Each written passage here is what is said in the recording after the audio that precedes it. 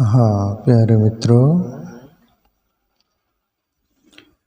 रामचरितमानस की एक सोरठा, एक दुआ और कुछ चौपाई उस पर अपन सत्संग करेंगे।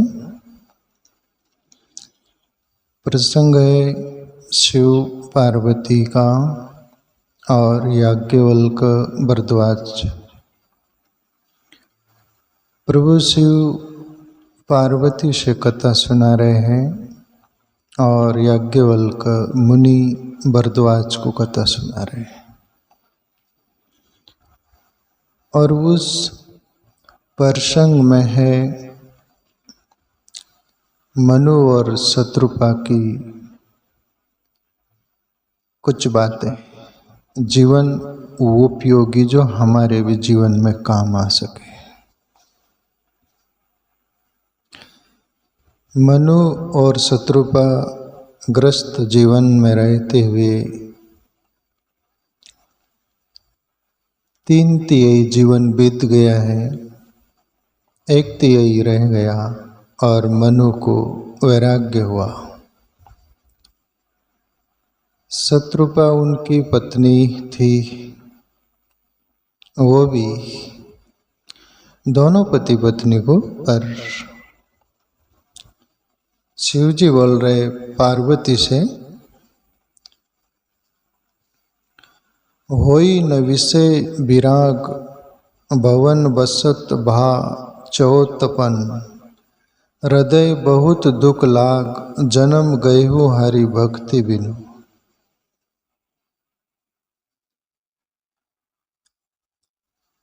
3/3 जीवन बीत गया है और मनु को वैराग्य हुआ। बोल रहे कि 3/3 जीवन बीत गया, होई न विषय विराग।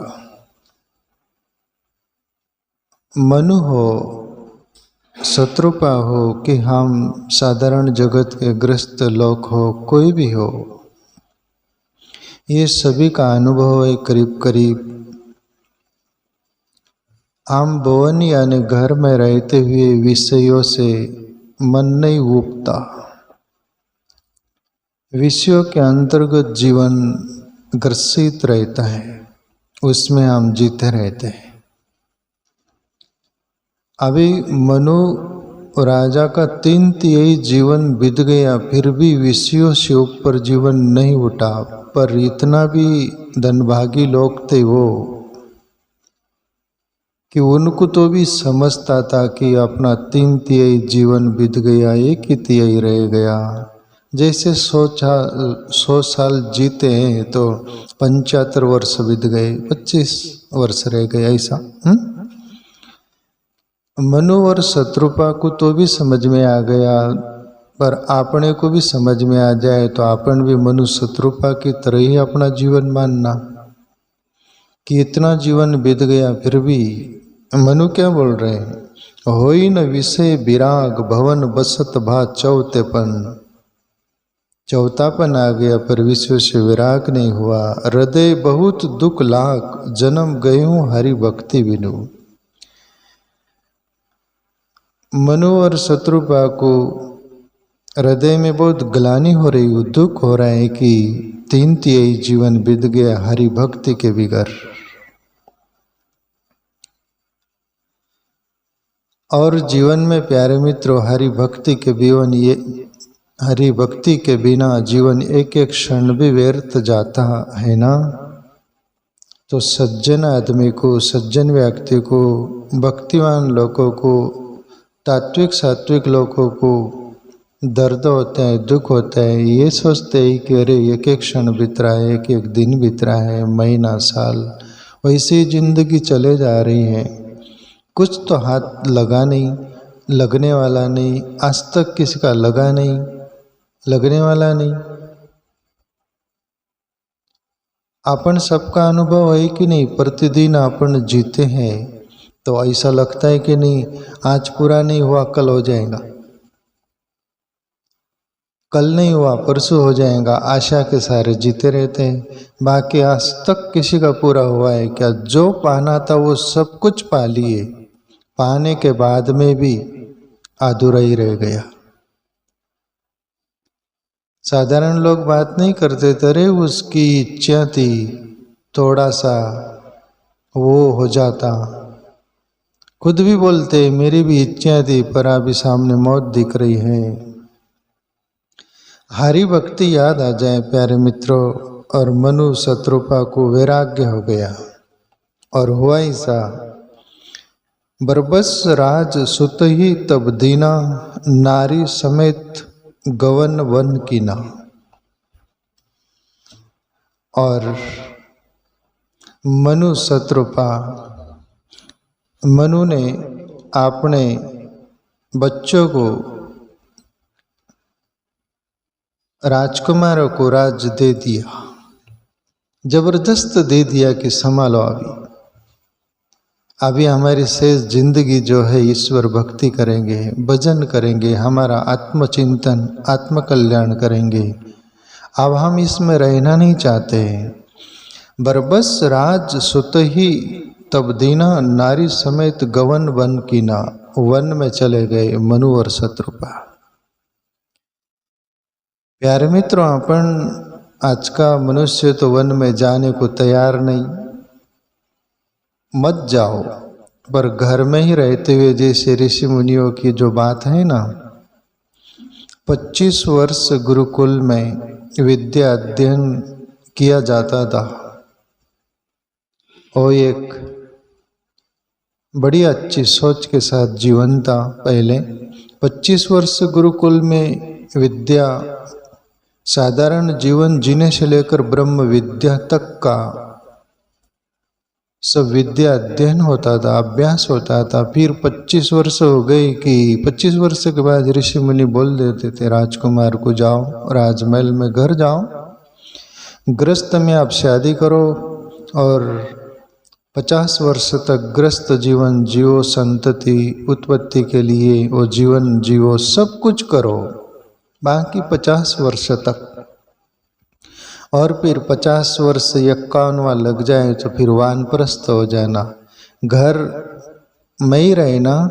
और घर में रहते हुए जैसे वन में जंगल में चले गए, इस अंदाज में जीना, पच पच कर मरना नहीं। जंगल की ओर रुख कर लेना, घर में महल में रहना कि हम अभी इसमें फंसेंगे नहीं, इसमें पच पच कर जीवन गवाएंगे नहीं, ईश्वर याद आ जाए। और फिर 75वां लग जाए तो फिर वानप्रस्थ हो जाओ। जैसे घर में रहकर ना कुछ बिल्कुल भी नहीं है, भाई है, घर के सभी सदस्य सब कर रहे, सब कुछ संभाल रहे, संभालने दो, तुम भजन करो, ईश्वर को याद करो, स्मरण करो, मौन रहो ज्यादातर। और फिर 75वां लग जाए तो फिर सन्यासी की तरह जियो। जैसे मनु शत्रुपा जंगल में चले गए, यानी सन्यासी ले लिया। तो आप घर में ही रहिएगा, कहाँ जाइएगा आप? उनके अंदर वैराग्य था, वो कहीं भी गए तो व्यवस्था हुई तुम्हारी कहीं होने वाली नहीं। तो घर में रहकर सन्यासी की तरह जीवो। और फिर मनु शत्रुपा जंगल में चले जाते। 12 अक्षर मंत्र पुनि जप ही सहित अनुराग, वासुदेव पद पंक रूह, दंपति मन अति लाग। दोनों पति पत्नी के मन में वैराग्य है और ईश्वर के प्रति प्रेम, एक ऐसा लगाव हृदय से जैसे मन लग गया, बुद्धि लग गई, चित्त लग गई, और ईश्वर के अलावा आप कुछ नहीं दिखता, बस यही जीवन है। सभी तरह जो लगाव था खत्म करके ईश्वर में लगा दिया। और 12 मंत्र का जप करते, जैसे ओम नमो भगवते वासुदेवाय, ये 12 अक्षर का मंत्र है, वो जपते दोनों पति पत्नी। प्यारे मित्रों, अपन भी गृहस्थ में रहते हुए ऐसा इस अंदाज में जीवन जिएगा। ईश्वर भजन करो, कोई भी गुरु मंत्र मिला न मिला, तुमको जो रुचा, सब नाम उसके ही है, नाम जपते हुए धीरे धीरे अंतरंग मन हो जाए, बुद्धि हो जाए, चित्त हो जाए और ध्यान में प्रवेश हो जाए, और फिर वो सन्यासी उत्तम जीवन। अनुसंधान करो अपने आत्मा से, मैं कौन हूँ, स्थिर बैठकर ध्यान करो, और उसमें ही प्राण भी निकल गया तो कोई हर्जा नहीं, तुम टोटे में नहीं, दूसरा जन्म मिलेगा। और प्रभु श्री कृष्ण गीता में बोले, अर्जुन मेरा भक्ति और मेरा भक्त का नाश नहीं होता, वो जहाँ रुका वहीं से दूसरे जन्म में वहीं से शुरू होता है। तो आगे और बोले, और अभिलाष निरंतर होई, देखिए नयन परम प्रभु सोई। और दोनों पति पत्नी के अंदर वैराग्य है, और अंदर से ये चाहते हैं कि ईश्वर का हम साक्षात्कार करें। ये बाहर देखने वाली दो आँख है, अंदर भी एक आँख है, त्रिनेत्र जिसको बोलते हैं। वो तो ऋषि मुनियों की तरह ही चिंतन कर रहे हैं, आगे सब बात आएंगी। और कोई भी साधक भक्त भजन करता है, वैराग्य आता है, त्याग आता है, तो बस यही चाहता है कि प्रभु तू कैसा है, आपका साक्षात्कार हो जाए, आपको अनुभव करके हम जन्म मरण के चक्कर से मिट दूर हो जाए, ऐसा करके सोचता है भक्त। आगे बोले, अगुण अखंड अनंत अनादि जय चिंत ही परमारत बादी। और मनुशत्रुपा चिंतन किसका कर रहे, जो तत्वदर्शी महापुरुष उस आत्म तत्व का चिंतन किया करते हैं, उस पर ब्रह्म परमात्मा का, वही मनु और शत्रुपा के अंदर है। आगुण मतलब वो निराकार है, निराकार रूप हमारे अंदर है, प्रकाश स्वरूप, तेज स्वरूप, उसका कोई आकार नहीं, प्रकाश ही उसका आकार।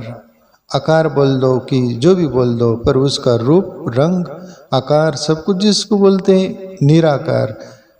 साकार किसको बोलते, जैसे अपने शरीर हाथ पैर वाला है, अपन दिख रहे, उसको जो बाहर आंखों से दिखे वो साकार, पर निराकार अंदर जो बसा हुआ है उसका मनु और शत्रुपा चिंतन करते हैं।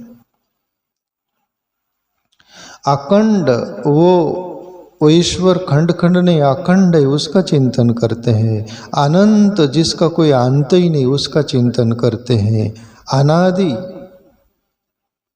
जिसको सनातन बोलते, सनातन का अर्थ होता है जो आदि अनादि से है, उस अनादि परम तत्व का चिंतन करते मनुशत्रुपा। प्यारे मित्रों, लोग बोलते हैं कि हम किसका भजन करें, किसका ध्यान करें, कौन से रूप को माने, कौन से ईश्वर को माने, जैसे उनके लिए ईश्वर भी बहुत सारे हैं। अरे ऐसा नहीं है, ईश्वर बहुत नहीं, ईश्वर एक ही है, पर हमारी मान्यता के साथ अनेक कर डाले उसको। वो नहीं, तुम कर भी डालो तो वो एक ही है, वो एक ही है। तो यहाँ पर जेहि चिंत ही परमार्थ बादी, जो ऋषि मुनि साधु संत आत्मचिंतन करने वाले कोई आकार का रूप वो नहीं लगाते, वो सब कुछ अपने अंदर वो कैसा है ईश्वर उसका ही चिंतन करते हैं, और अंदर जो अनुभव है वो ही परमात्मा है। बाहर से यात्रा शुरू होती, पर वो यात्रा अपने पर आकर रुकती है, और अंदर मीरा को जब अनुभव हो जाता है तो फिर निर्गुण के पद गाती मीरा। जब तक अनुभव नहीं हुआ तब तक सगुण के रूप गई मीरा।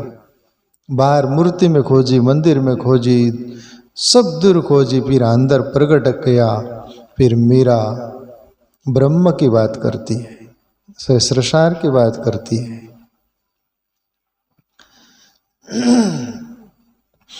अभी शिव जी बोल रहे हैं पार्वती से, पार्वती वो पर ब्रह्म परमात्मा कैसा है।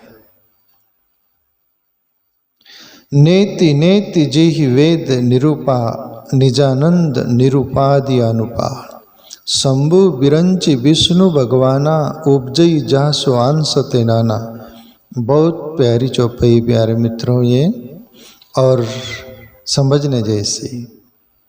खुद ब खुद शिव जी बोल रहे पार्वती से, खुद के बारे में भी उसमें बात आई। नेति नेति जही वेद निरूपा। उमा, ये वेद शास्त्र भी उस परब्रह्म परमात्मा को नहीं जानते। चौपाई जरा गौर करके सुनिएगा आप। नेति नेति जही वेद निरूपा। एक श्रुति आती है ऐसा, नेति नेति कह वेद पुकारे।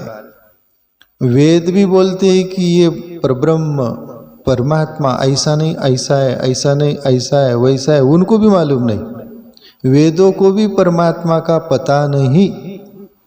अब ये शिव जी बोल रहे हैं। मैं एक ऋचाएँ पढ़ा तो उसके बारे में जिक्र कर रहा हूँ ना। नेति नेति कह वेद पुकारे, बोले वेद भी बोलते ये नहीं ये नहीं ये नहीं, वो है वो है वो है। यहाँ भी शिव जी बोल रहे नेति नेति जही वेद निरूपा निजानंद निरूपाधि अनुपा। वो निजानंद है, स्वयं आनंद स्वरूप है, जिसको सच्चिदानंद बोलते हैं। उसको कहीं से आनंद लाना नहीं पड़ता, वो आनंद का कंद है, सतचित आनंद है उमा।